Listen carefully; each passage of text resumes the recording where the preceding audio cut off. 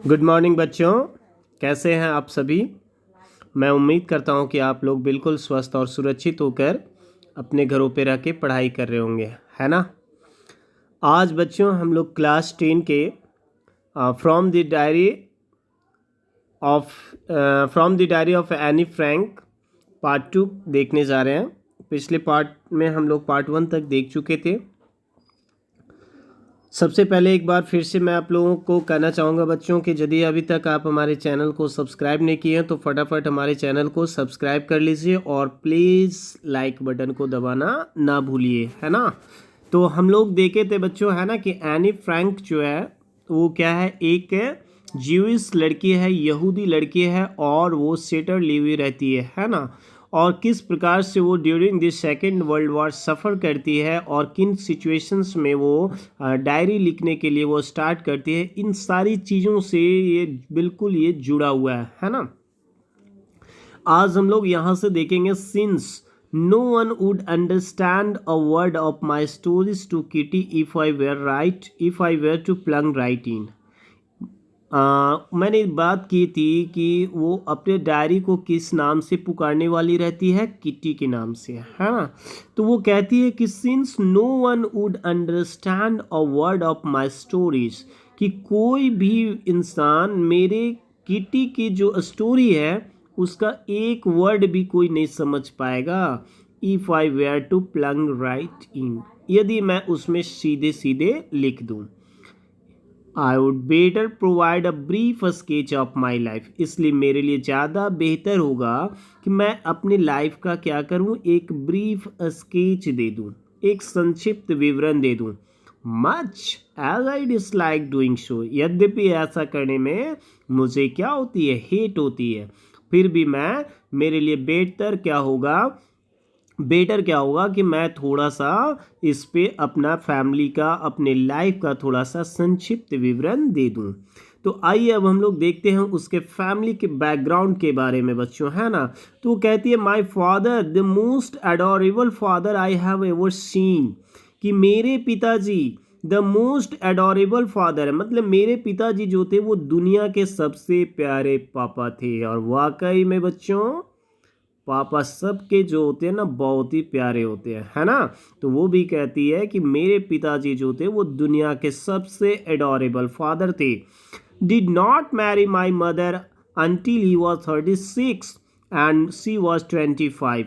और वो कहती है कि वो मेरे मम्मी से तब तक शादी नहीं करते हैं जब तक कि फादर का एज कितना ना हो गया हो, 36, और मदर का एज जो है वो कितना ना हो गया हो, 25। ठीक है। माई सिस्टर मार्गोट, यानी एनी की जो सिस्टर है, बड़ी बहन है वो, और उसका नाम क्या है बच्चों, Margot, was born in Frankfurt in Germany. Frankfurt, आप हिस्ट्री पढ़ते होंगे तो आपको पता होगा, फ्रैंकफर्ट पार्लियामेंट 10 क्लास के हिस्ट्री में भी इसका जिक्र है ना, फ्रैंकफर्ट संसद। कि मेरी बहन मार्गोट का जो जन्म हुआ था वो कहाँ हुआ था, फ्रैंकफर्ट में, जर्मनी में, इन 1926 में। And I was born on 12 जून 1929, और मेरा जो जन्म था वो कब हुआ था, 12 जून 1929 को। I lived in Frankfurt until I was 4, और मैं फ्रैंकफर्ट में यानी कि जर्मनी में कब तक रही, जब तक कि मैं 4 साल की ना हो गई हूँ, यानी 1929 में इसका हैप्पी बर्थडे था। 4 इयर्स तक वो वहाँ रही। तो वो दौर कब आ गया, 1933, और ये वही दौर है, ये वही वक्त है जब वहाँ पर जर्मनी में नाजिज्म का डेवलपमेंट हो रहा था, विकास हो रहा था, नाजीवाद का, हिटलर का वहाँ पे अराइज हो रहा था, हिटलर जो था, हिटलर का उदय हो रहा था, है ना। और यहूदियों पर, ज्यूइश पर अत्याचार होना शुरू हो गया था। My father immigrated to Holland in 1933। बच्चों मैंने बतलाया ना अभी आप लोगों को कि ये वो दौर था जब वहाँ पे हिटलर का अत्याचार, ज्यूइश लोगों के ऊपर, यहूदियों पर अत्याचार बढ़ जाता है। इसी वजह से माय फादर, मेरे पिताजी जो रहते वो इमिग्रेट कर जाते। इमिग्रेट का मतलब होता है पलायन करना, माइग्रेट करना, एक जगह से छोड़कर दूसरे जगह पे शिफ्ट हो जाना। तो इनके फादर कहाँ शिफ्ट हो जाते हैं बच्चों? हॉलैंड। कब? 1933 में। My mother Edith Hollander Frank, और इनकी ममा का क्या नाम था? Edith Hollander Frank. Went with him to Holland in September, और वो भी हॉलैंड चली जाती है। कब? सितंबर में। While Margot and I were sent to, और जबकि अब ये दोनों बहन बच जाती है, मार्गोट और ये खुद एनी फ्रैंक, तो इन्हें भेज दिया जाता है किनके पास? तो दादी माँ के पास, है ना। तो देखेंगे हम लोग, जस्ट अ मिनट बच्चों। हाँ सर, तो लिख रहे हैं and I were went to Aachen to stay with our grandmother, कि हम लोगों को स्टे करने के लिए कहाँ पे भेज दिया जाता है? ग्रैंड मदर के पास, एसिन में, ठीक है। Margot went to Holland, Margot जो है वो भी हॉलैंड चली जाती है। कब? दिसंबर में। सबसे पहले पापा गए, फिर मम्मी गई सितंबर में, और दिसंबर में इसकी बहन, जो बड़ी बहन थी, वो भी मार्गोट चली गई। एंड आई फॉलोड इन फरवरी, और ये कब वहाँ हॉलैंड पहुँचती है? तो 1934 का फरवरी में, है ना। When I was plunked down on the table as a birthday present for Margot, और वहाँ पर मुझे प्लंक डाउन किया गया, यानी रिप्रेजेंट किया गया किसके रूप में? तो मार्गोट के बर्थडे गिफ्ट के तौर पे मुझे वहाँ पे पेश किया गया। मतलब मैं वहाँ कब पहुँची? तो मार्गोट के बर्थडे के दिन मैं वहाँ पे पहुँची, ठीक है। I started right away at the Montessori nursery school. आइए अब थोड़ा सा उसके स्कूलिंग के बारे में जानते हैं कि ये जो थी ना, वो क्या करती है बच्चों? तो मॉन्टेसरी नर्सरी स्कूल में अपनी पढ़ाई लिखाई शुरू करती है। I stayed there until I was 6, और ये वो उधर कब तक रहती है? 6 ईयर्स तक वो उधर रह के पढ़ाई करती है ना। Eight which time I started in the first form, और उस समय वो कौन सी कक्षा में थी? तो पहली कक्षा में थी। इन द 6th फॉर्म, और जब वो 6ठी क्लास में आती है, from my teacher was 6th form, my teacher was Mrs Kuperus, है ना। तो इसकी टीचर जो थी वो कौन थी? मिसेस कुपेरस, है ना। द हेड मिस्ट्रेस, और वो कौन थी? तो उस स्कूल की हेड मिस्ट्रेस थी, है ना। At the end of the year, और साल के अंत में, we were both in tears as we said a heartbreaking farewell.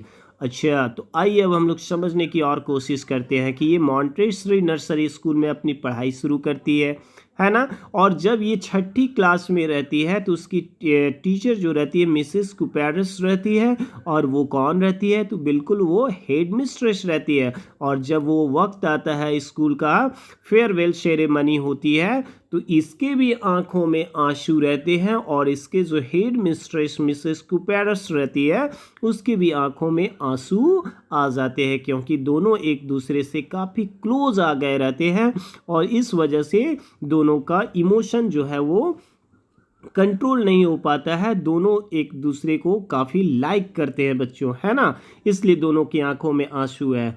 लिख रहा है इन द समर ऑफ 1941, कि 1941 की गर्मी में ग्रैंड माँ फेल इल, दादी जो थी ना वो बीमार हो गई, and had to have an operation, और दादी माँ को क्या कराना पड़ा? ऑपरेशन कराना पड़ा। बहुत ईजी है। दादी माँ समर 1941 में बीमार हो गई, उनका ऑपरेशन कराना पड़ा। So my birthday passed with little celebration, इसी वजह से इनका जो बर्थडे जो क्रॉस करता है वो कैसा होता है? बहुत ही सिंपल। मैंने बताया था ना 12 जून का इसका बर्थडे था, है ना। आप भी खुद सोचो ना कि घर पे यदि कोई बीमार हो फैमिली मेम्बर, तो आप धूम धड़ाके से अपना बर्थडे मनाओगे क्या? नहीं ना। तो इसकी दादी माँ का भी ऑपरेशन हुआ था, जिस वजह से इसका बर्थडे जो है ना वो बहुत ही सादगी के साथ मनाया जाता है, ठीक है। अनफॉर्चुनेटली बच्चों, देखोगे आगे, ग्रैंड माँ डाइड इन जनवरी 1942, कि ग्रैंड माँ जो थी ना वो जनवरी 1942 में मर गई। नो वन नोज, लेकिन कोई नहीं जानता, how often I think of her, कि मैं कितना उनके बारे में आज भी सोचती हूँ, एंड स्टिल लव हर, और आज भी मैं दादी माँ को कितना मिस करती हूँ, कितना प्यार करती हूँ। दिस बर्थडे सेलिब्रेशन इन 1942, और जब 1942 में एक बार फिर से जब इसका बर्थडे आता है, was intended to make up for the other, तो ऐसा इंटेंड किया जाता है कि जो पिछले साल 1941 का जो इसका बर्थडे था बड़ा सादगी से मनाया गया था, वो इस बार उसको मेकअप करना है, मतलब पिछले बार की जो कमी रह गई थी उसको पूरा करना है। And grand mass candle was lit along with the rest, और इसीलिए दादी माँ के नाम पे भी क्या करती है, कैंडल्स बर्न करती है, जलाती है ना, लाइट करती है। The four of us are still doing well, हम चारों जो थे वो बिल्कुल बहुत अच्छे से रह रहे थे। कौन कौन?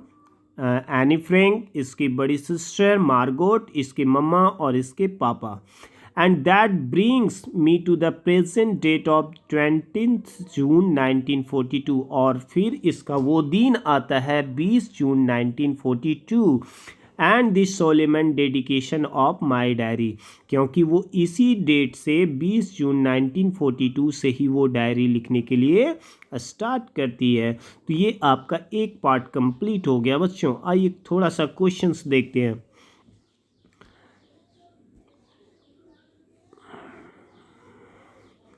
फर्स्ट क्वेश्चन है कि why does any provide a brief sketch of her life, any जो है वो अपने लाइफ का ब्रीफ स्केच क्यों देती है? तो मैंने अभी आपको बताया था ना कि एनी कहती है ना कि कोई भी मेरी स्टोरीज, किटी का जो स्टोरी है कोई भी समझने नहीं पाएगा यदि वो प्लंग राइट इन कर ले, यानी यदि वो सीधा सीधा उसमें लिख दे तो कोई भी उसकी स्टोरी को कोई समझ नहीं पाएगा। Question number 2, what tells you that any loved her grand mother, ऐसी कौन सी बातें हैं जिनसे आपको पता चलता है कि एनी अपनी दादी माँ को बहुत प्यार करती थी? तो याद कीजिए, मैंने बताया कि जब उसका 1941 में दादी माँ का ऑपरेशन हुआ था तो वो बर्थडे अपना बहुत लिटिल सेलिब्रेशन के साथ मनाई, और जब 1942 में दादी माँ डेथ कर जाती है तो वो खुद कहती है कि कोई नहीं जानता कि मैं कितना उन्हें मिस करती हूँ, कितना उन्हें प्यार करती हूँ। और 1942 के बर्थडे में वो दादी माँ के नाम पे भी वो कैंडल्स जलाती है ना बच्चों। तो ये छोटा सा पार्ट था आपका एनी फ्रैंक का। अगले टॉपिक में हम लोग जो है बच्चों वो पार्ट 3 के रूप में देखेंगे, है ना, ताकि आप लोगों को मैं छोटे छोटे पार्ट में लेकर आ रहा हूँ ताकि आपको समझने में किसी भी प्रकार की कोई समस्या ना हो सके। ओके बच्चों, तब तक के लिए गुड बाय, फिर मिलते हैं अगले क्लास।